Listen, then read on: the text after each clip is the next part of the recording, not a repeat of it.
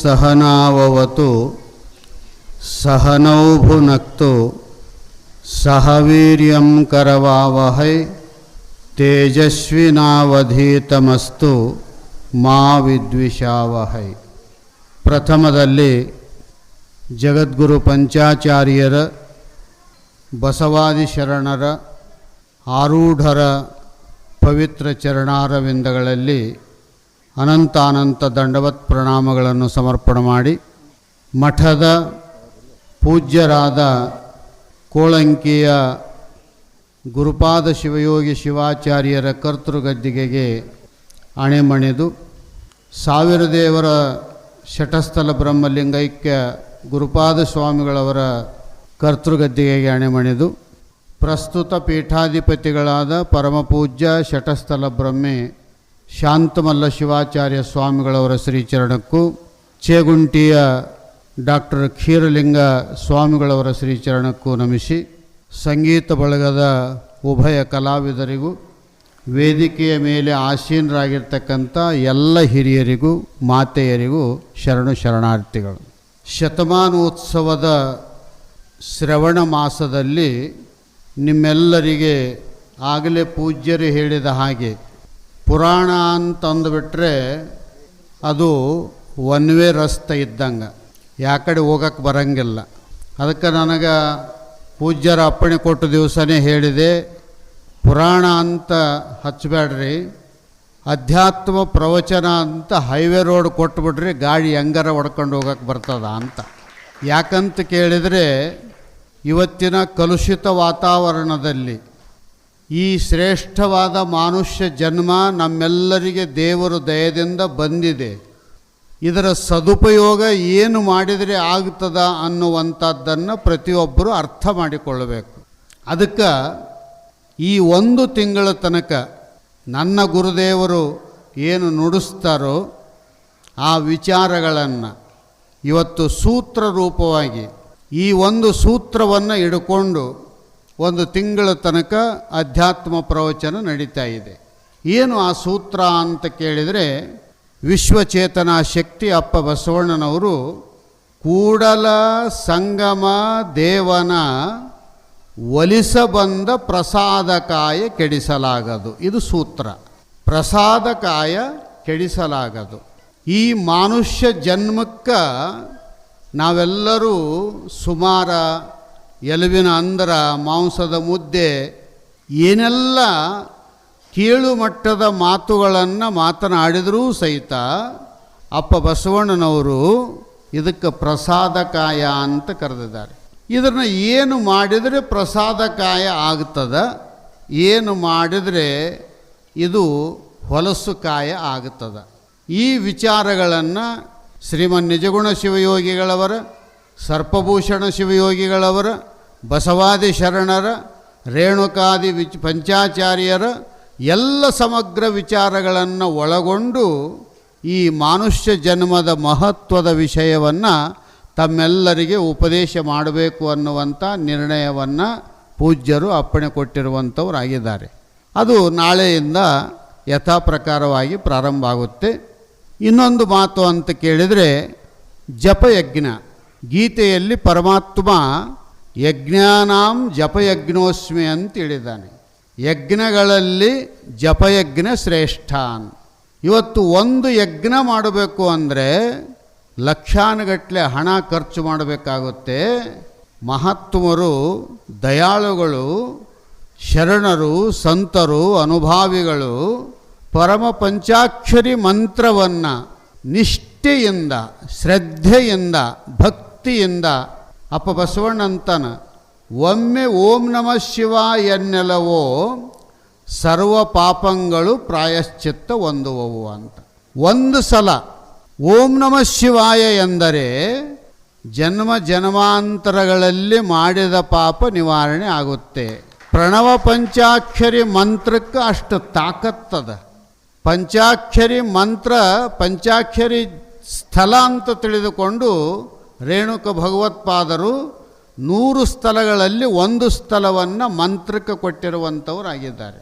ಅದಕ್ಕೆ ಅದನ್ನು ಶ್ರದ್ಧೆಯಿಂದ ತ್ರಿಕರಣಪೂರ್ವಕವಾಗಿ ಏನ್ರಿ ನಾವು ಬಜಾರ್ದಾಗನೂ ಅಂತೀವಿ, ಮನ್ಯಾಗನೂ ಅಂತೀವಿ, ಎಲ್ಲ ಕಡೆ ಅಂತೀವಲ್ಲ, ಒಂದು ಸಲ ಯಾಕೆ ನಮಗೆ ರುದ್ರಾಕ್ಷಿ ಕೊಟ್ಟಾರ 108 ಸಲ ಅಂತೀವಿ ಅಂತಾರೆ.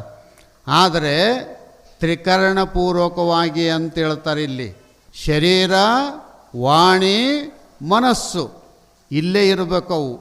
Body is present, mind is absent ಅಂತಂದು 108 ಯಾಕೆ 1008 ಲಕ್ಷದ 8 ಜಪ ಮಾಡಿದ್ರೂ ಒಳ್ಳೆಗೆ ಉಣ್ಚೆಣ್ಣು ತೊಳೆದಂಗೆ ಅದು ಕೆಲಸಕ್ಕೆ ಬರೋಂಗಿಲ್ಲ.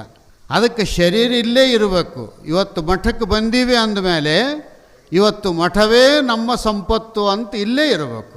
ಮನಸ್ಸು ಹೇಳೋರ ಕಡೆಗೆ, ಗುರುಗಳ ಕಡೆಗೆ ಲಕ್ಷ್ಯ ಇರಬೇಕು. ಹೃದಯ ನಿನ್ನ ಶ್ರೀಚರಣಕ್ಕೆ ಅರ್ಪಣೆ ಅನ್ನುವ ಭಾವ ಇರಬೇಕು.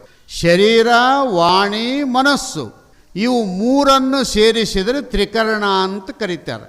ಹಿಂದಿನ ಕಾಲದೊಳಗೆ ತಂದೆಯವರಿಗೆ ಪತ್ರ ಬರಿಬೇಕಾಗಿತ್ತು ಅಂದರೆ ತೀರ್ಥರೂಪ ತಂದೆಯವರಿಗೆ ತ್ರಿಕರಣಪೂರ್ವಕ ನಮಸ್ಕಾರ ಅಂತ ಬರಿತಿದ್ರು. ಈಗ ನಂಗೆ ಮಮ್ಮಿ ಡ್ಯಾಡಿ ಅಂತ ಇದ್ದಿಲ್ಲ. ತೀರ್ಥರೂಪ ತಂದೆಯವರಿಗೆ. ಇವತ್ತು ದೇವಸ್ಥಾನದೊಳಗೆ ತೀರ್ಥ ಅಂದ್ರೆ ಏನು, ಕೊಡಗಟ್ಟಲೆ ಕೊಡ್ತಾರೇನು ಅವ್ರೇನು ಕೊಡ್ತಾರೆ? ಒಂದು ಅರ್ಘ್ಯ ಸೌಟು ಕೊಡ್ತಾರೆ.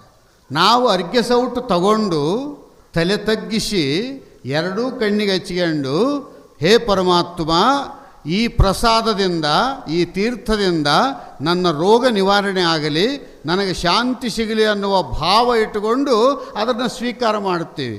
ಅಷ್ಟು ಎಷ್ಟು ಪಾವಿತ್ರತೆಯೋ ಜನ್ಮ ಕೊಟ್ಟ ತಂದೆನೂ ಅಷ್ಟೇ ಪಾವಿತ್ರ, ತಾಯಿ ಅಷ್ಟೇ ಪಾವಿತ್ರ. ಅದಕ್ಕೆ ಅವರಿಗೆ ಪತ್ರ ಬರಿಬೇಕಾಗಿತ್ತು ಅಂದರೆ ತ್ರಿಕರಣಪೂರ್ವಕವಾಗಿ ಶರೀರ, ವಾಣಿ, ಮನಸ್ಸು.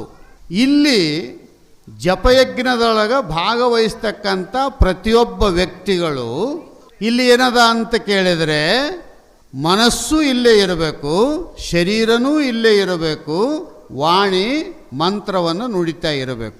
ಈ ಪ್ರಕಾರದಲ್ಲಿ 1 ತಿಂಗಳ ತನಕ, 8ನೇ ತಾರೀಕು 9ನೇ ತಿಂಗಳ ತನಕ ಈ ಜಪಯಜ್ಞ ಅನ್ನುವಂಥದ್ದು ಶ್ರೀಗಳವರು ಯಾವ ಸಮಯವನ್ನು ನಿಗದಿ ಮಾಡ್ತಾ ಇದ್ದಾರೆಯೋ ಆ ಪ್ರಕಾರವಾಗಿ ನಾಳೆಯಿಂದ, ಇವತ್ತೇನದ ಅಂದರೆ ಸಂಕ್ಷಿಪ್ತ ಒಂದು 11 ಸಲ ಸ್ವಲ್ಪ ಅನ್ನೋದು ಏಕಾಗ್ರ ಚಿತ್ತದಿಂದ ನೀವು ಹೆಂಗಾರ ಕುಂದ್ರಿ, ನಿಮಗೆ ಹೆಂಗೆ ಕುಂದ್ರಕ್ಕೆ ಮನಸ್ಸು ಬರ್ತದೆ ಹಂಗೆ ಕುಂದ್ರೋದು.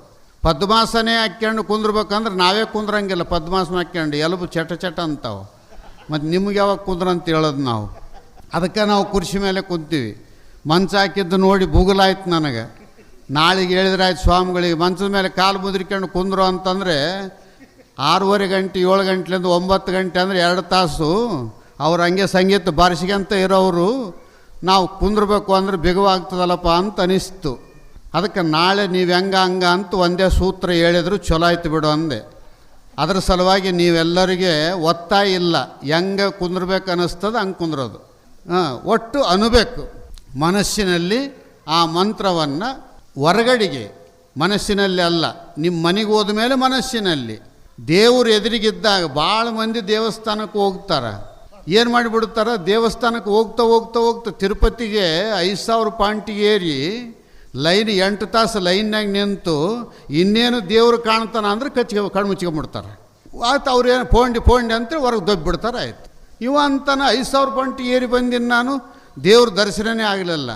ಅಲ್ಲಿ ಒಬ್ಬನ ಪಂಡಿತ ಕುಂತಿದ್ದ. ಹುಚ್ಚಿ, ನಿಮ್ಮ ಮನೆಯಾಗಿದ್ದಾಗ ದೇವರನ್ನು ಕಣ್ಮುಚ್ಚಿ ಧ್ಯಾನ ಮಾಡಬೇಕು. ಕಣ್ಮುಚ್ಚಿ ನಿಮ್ಮ ಮನೆಗೆ ಕುಂತಿರಬೇಕು, ದೇವಸ್ಥಾನದಾಗ ನೀ ಇರಬೇಕು. ದೇವಸ್ಥಾನದಾಗ ಬಂದಾಗ ದೇವರನ್ನು ಸಂಪೂರ್ಣವಾಗಿ ನೋಡಬೇಕು. ಇದು ಧರ್ಮ ಅಂತ. ಅದಕ್ಕೆ ಇವತ್ತಿನ ದಿವಸ ಏನದ ಅಂದರೆ ನೀವು ಕಣ್ಣನ್ನು ಮುಚ್ಚಿಕೊಂಡು ಏಕಾಗ್ರ ಚಿತ್ತದಿಂದ ಆರಾಮ್ ಕುಂದ್ರೋದು.